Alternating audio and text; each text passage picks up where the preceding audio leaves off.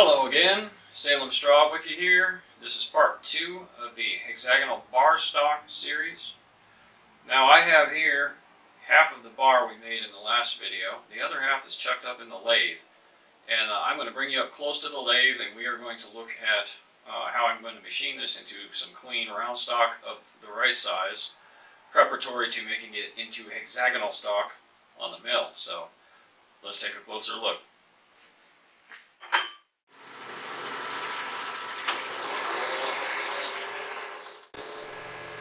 Alright, now we're at the Pratt Whitney Model C 16-inch lathe, and we are center drilling the first end of the bar. I'm just using a 3-jaw chuck to roughly grip that forged scale exterior. I'm going pretty slow here too with a small bit so I don't waste a lot of the end of my bar, because every little bit is precious.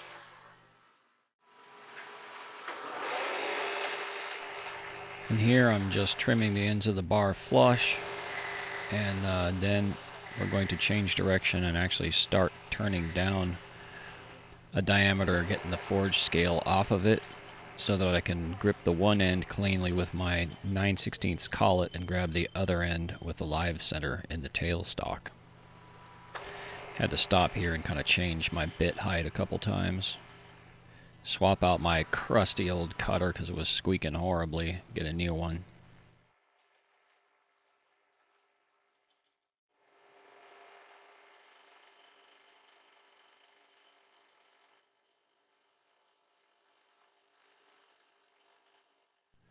This interrupted cut on forge scale is really bad for these cutters. And throughout this whole machining process, you can see me using cutting oil from an oil can. And the reason that I'm not using flood coolant is because I need to buy more coolant. I'm out right now, although my lathe does have a coolant pump and system. That would be a much better choice. But better a little cutting oil by hand than nothing at all. Got to try to make these carbides last a while.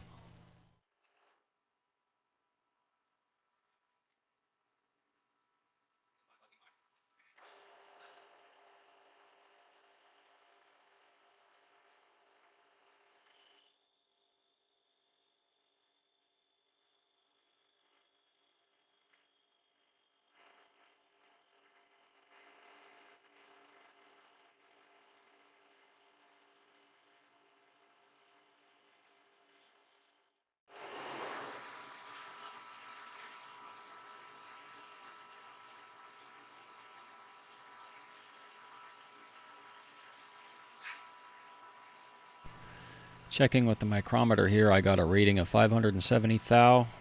I was shooting for 562 to fit into my 5C collet for 9/16, so I decided to take another pass or two and get a little better finish and dial the diameter in.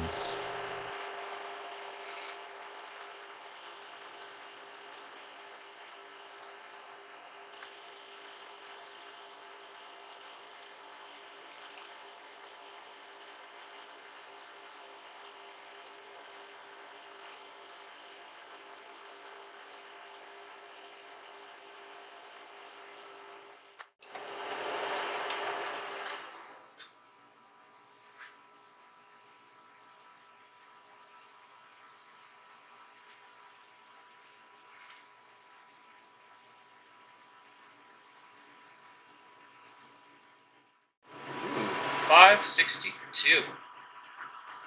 I'll take it. Okay, now I'm going to take the part out of this 3-jaw. I'm going to grab it differently now that I've got a center drilled on one end and my diameter turned down clean on the other end. I'm going to go ahead and take this 3-jaw chuck off and mount the Jacob's collet chuck on there instead.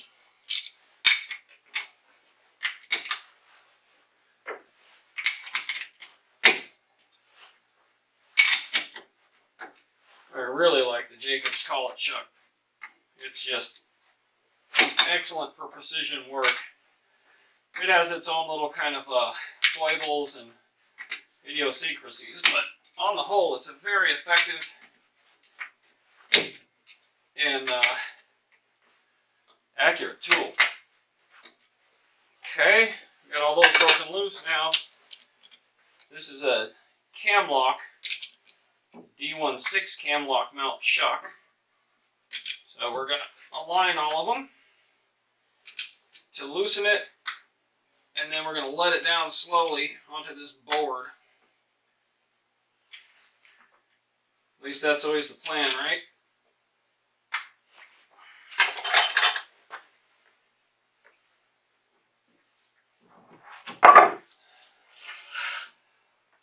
Alrighty, now that's out of the way. That big old bison 10-inch chuck. This is a much lighter item right here, thankfully. We're going to throw that on there. And it only mounts with 3 studs.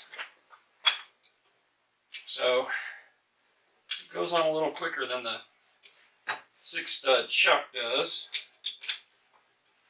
Get all those just lightly snugged, and then we're going to go back and snug them the rest of the way.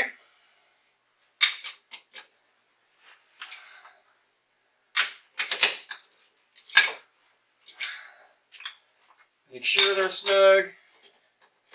Kind of like mounting a tire. Alright.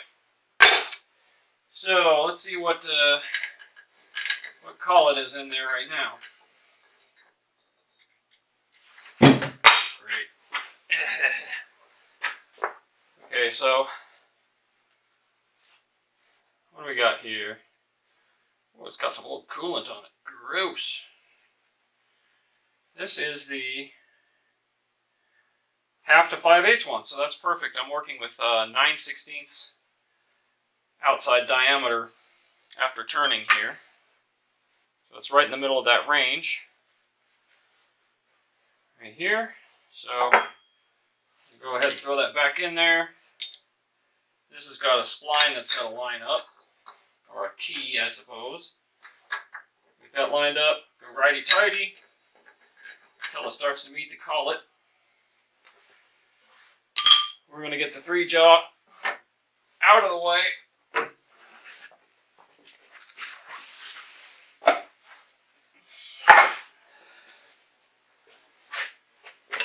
Crank the carriage on over.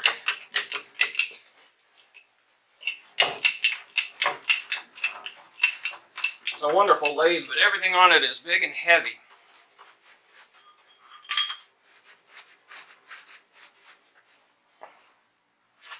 And then we're going to slide the tailstock on up. Alright, put this in here. Gonna hold it and rattle it around in there until it starts to snug. Okay, now we're going to leave it a little bit unsnug until we can get this center turned over into it. There's a live center in the tailstock here. Get that locked in place. We're going to get that snugged in the chuck to it, so we're grabbing it very accurately on one end on a turn diameter. On the other end, we're holding it in the center of the rough stock. And this is actually a hammer piece, so you got to snug it, lock the ring in, and you're good to turn. Let's put a little oil on here just in case. Okay, now let's see how it wants to behave right off the bat, and then we'll adjust the live center accordingly.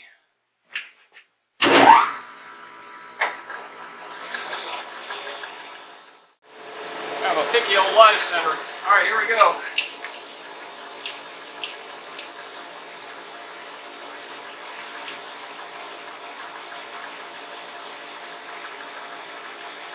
Whoops, can't have that. Alright, here's what we gotta do. I gotta get myself some more carriage travel, so I'm gonna bring this back and then extend the tailstock quill, because my carriage was bumping into the tailstock foot before I could get my cutter onto the workpiece. So let's try this again.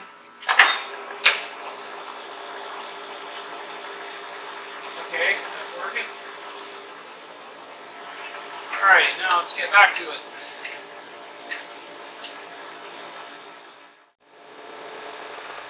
I speed the frame rate up here because we're just taking some long cuts across the entire surface of this bar. We're doing it with a fine feed rate and a light cut so we don't trash our cutter since we don't have flood coolant and things like that. And there's no ifs, ands, or buts about it. This is just where all the time in machining a thing like this is. It's just those long cuts. Thankfully, you can kind of let the machine babysit itself while you walk off and do other things, a lot of the time anyway. Have to keep checking the diameter. Turn off a little bit more. See right there, I've actually turned a little bit, checked the diameter, and decided to cut a little bit deeper on my whole pass across. And then we'll take a full pass. And I got to keep checking on that live center because, as you can see right there, sometimes it'll stop spinning and I got to make sure there's oil so it can act at least as a dead center.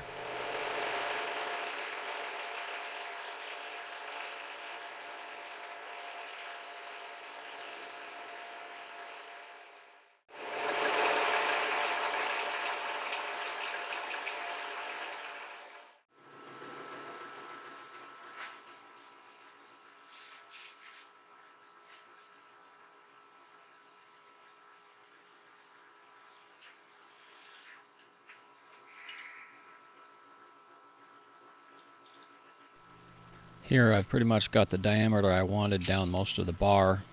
You have to bear with me on these camera setups. I only have one tripod right now and it's got long legs, so the more camera kit I get, the less you'll be looking at the shoulder of my jacket. Anyway, now I've flipped the bar end for end and we're going to turn down the last stub that the collet was holding.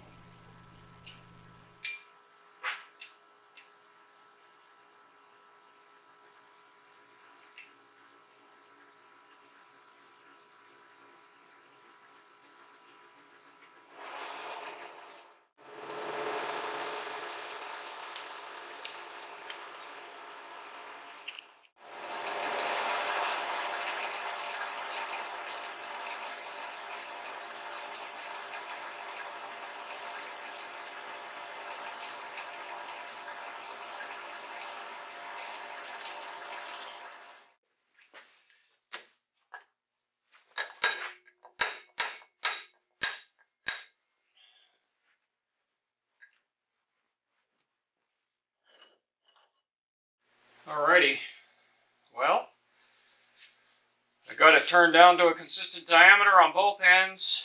I met back up with my first cut after flipping the ends around. And I mean, it doesn't have to be within better than about 2 thou. Let's see what we got. 550, 63, 563, 560, 560, 560. So we're consistently about 2 thousandths under our target down the bar, which, like I said, is close enough. We just got to grip it in a 5C collet in the collet block to continue. So I am happy with that. Moving on. Alrighty, so I have my round stock right here, and I am ready to do the milling procedure. That's going to turn it into hex stock at this point. So what I have is a 5C collet, the 9/16 size. We're going to put this in here to be gripped by that. We're going to insert the collet through the collet block.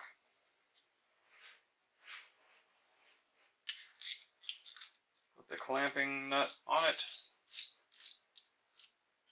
And we're going to mill about 2 inches of this stock at a time.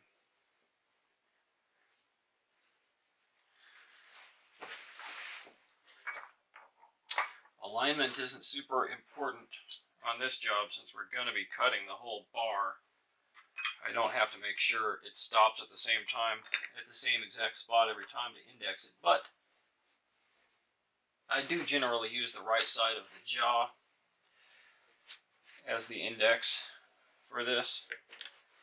So, real quick, what I'm going to do is bring it out to the left side first, lock it down with the spanner, or hook wrench in this case.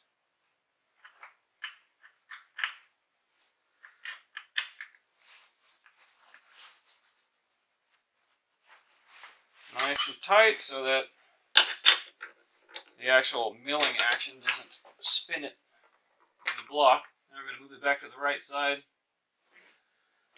lock it down.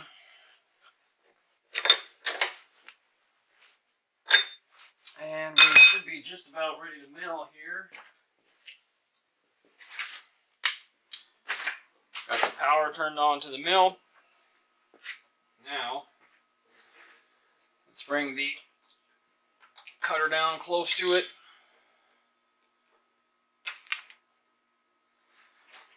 Kind of get ourselves in the neighborhood. And we're going to touch off, and then we're going to take about a 15/1000 cut to start with.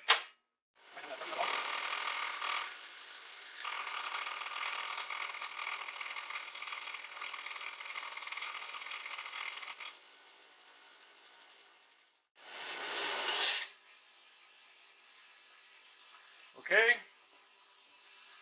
Now, instead of just tumbling it to the next flat, I'm going to do the opposite flat because I find that it just turns out better that way. Slips in the collet less. Kind of work back and forth. And we're just going to leave it at that 25 thou depth setting.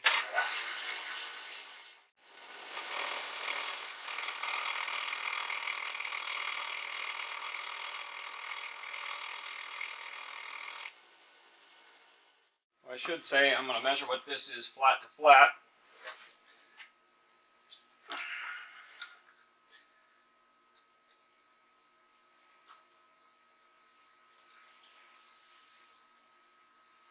Okay, we're at 508 thousandths from flat to flat here.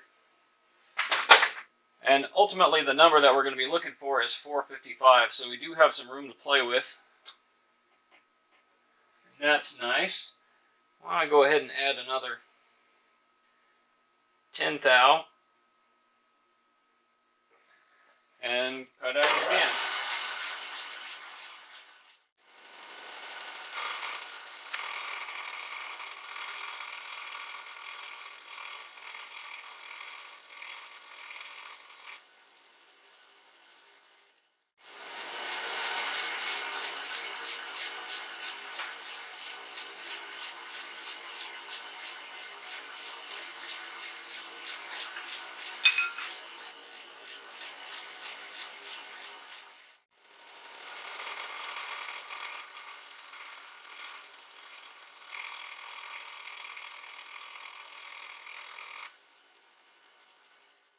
Now let's have a look at what that measures now. Should be 20 thou less. Flat to flat.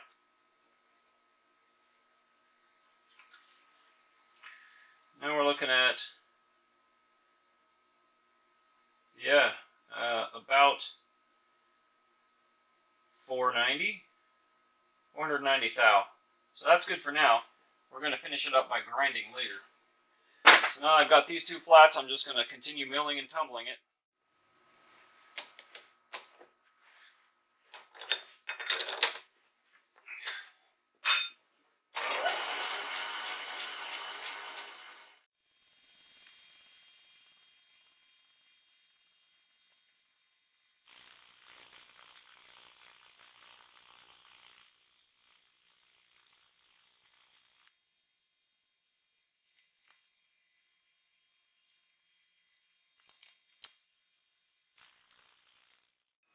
Alrighty, so now we've got 2 inches of hex stock milled out of that bar. What we're going to do now is move our bar on through the collet a little bit so we can continue with our hexagonal milling marching down the shaft here.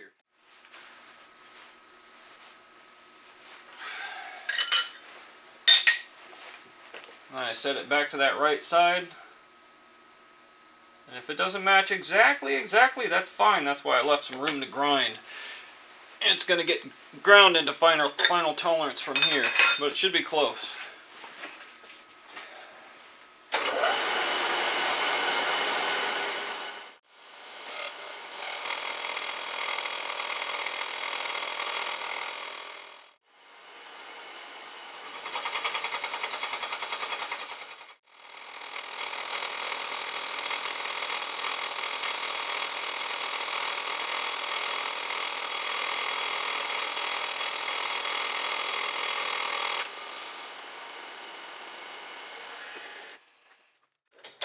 Okay, well that should be it for the milling. Let's take this out of here, have a look.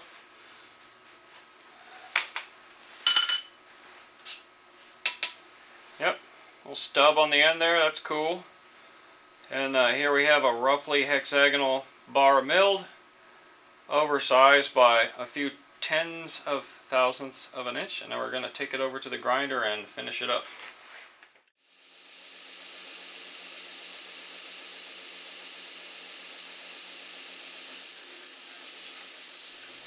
At this point here, I'm just going freehand on the belt grinder.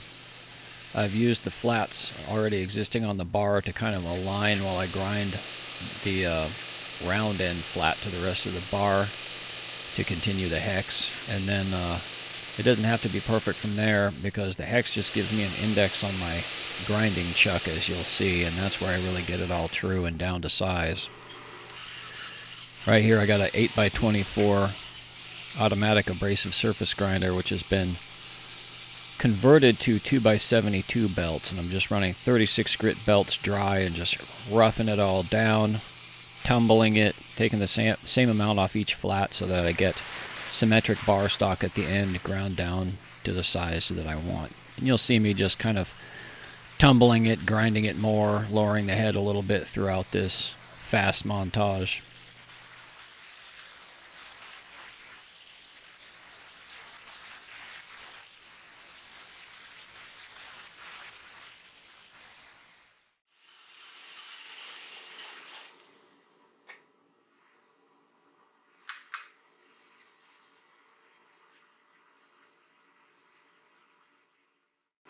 $4.55 and about a half. Well guys, that's going to do it for this episode. There's a whole lot more to come, but this has just been the 2 parts on the making of the hex stock. Coming up we'll have some more videos on what I'm doing with the rest of the pattern elements, and hopefully we'll get a welded bar at the end of it all. But thanks for tuning in and checking it out with me.